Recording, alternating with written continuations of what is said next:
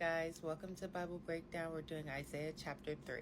So the start to this chapter is titled Judah's Leaders Judged. Y'all need to strap in for this because God does not hold back at all.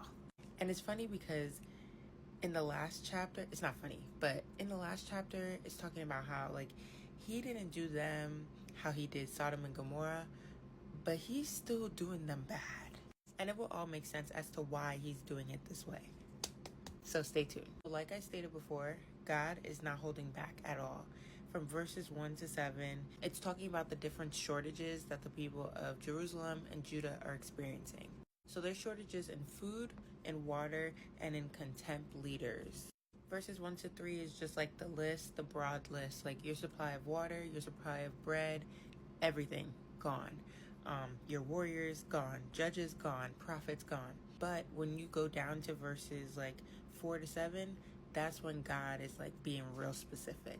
So when it says the prophets and the leaders are gone, I don't think he's wiping them out. He's just taking them out of their higher power because he's replacing them with children and youth. Verse 4 says, I will make youths their leaders, and unstable rulers will govern them. With that being said, that will lead to oppression over everybody. So in verse 5, it says, the people will oppress one another, man against man, neighbor against neighbor. The young will act arrogantly towards the old, and the worthless towards the honorable. So essentially, there is no respect for nobody anymore. People are going after each other. The youth are disrespecting the old. People are going against their own people. It's getting crazy. And on top of that, nobody wants the power to lead anymore. So in verses 6 and 7, it's expressing how they kind of lowered the standards of what you need to be a leader. And then when they try to grant you that title or that honor, people are saying, in verse 7 it says, on that day he will cry out saying, I am not a healer. I do not have food or clothing in my house. Don't make me the leader of the people. Yeah, these people want no parts. They want nothing to do with anything that's happening right now, which is very ironic. I say it's ironic for the next point I'm going to make, but in the next couple verses between verse 8 and 12, it's explaining the why. Why is all of this happening? Because God always has a reason behind what he does. He's not doing it just because, they're doing it to themselves. So the whys are in verses 8 and 9. In verse 8, it talks about how they spoken and acted against the Lord and they defied him. And then in verse 9, it talks about how they are flaunting their sins. And also in verse 9, it brings back that comparison with them and Sodom. So the last sentence in verse 9 says, woe to them, for they have brought disaster on themselves. They did this to themselves. Now, with that being said, I have another thing to share from the research that I was doing on this chapter.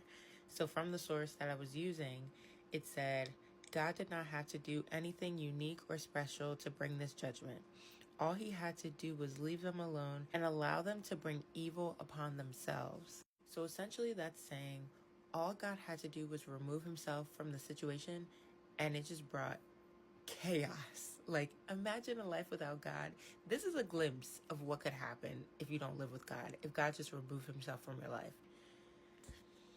I don't know about y'all, but this, But God removing himself does not apply to everyone. So in verses 10 and 11, it's talking about the righteous versus the wicked. We know that those lives do not mix. So I wrote, God will always be sure to protect his people. The righteous will never share the same fate as the wicked. So whatever happened to whoever was involved in the situation is what they deserved. Now moving on to verses 13 and 15, I wrote that God is passing judgment over the leaders for the way that they mistreated the vulnerable and the helpless population. God will always hold somebody accountable, no matter their status to society. So with that being said, it doesn't matter if you're a president, it doesn't matter if you're a celebrity, it doesn't matter if you're a local person down the block. God will give you what you deserve. God gives you what he sees fit. Now, the ending of this chapter is specific to the women. So this section of this chapter is titled Jerusalem's Women Judged. Between verses 16 to 23, I wrote the women were judged because they were proud, seductive, and obsessed with materialistic things.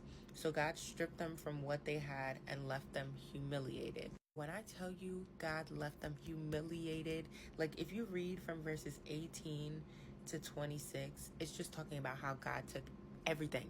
He made them bald, he shaved their heads, like he took their clothes, their jewelry, what made them feel their best. And on top of that, moving on to verses 24 to the end, 26, I wrote that the Lord replaced all their finery with humiliation, like I said, and he planned the downfall of the men at war. So essentially, the women are doing all this to get a man. They're like dressing all nice and they're being seductive to get a man. But if all the men are being, you know what I'm saying, at war, it's like pointless. So the women are left with nothing. The cities are just left in chaos because children are taking over and people are being disrespectful to each other, but people don't want to rule, and it's a mess. It's a mess going on right now. But like I stated before, this is what they deserve. They did it to themselves. With that being said, that is all I have for you guys. That is the end of this chapter. I will see you guys tomorrow for Isaiah chapter 4. I love y'all. God loves y'all more. Have a great night.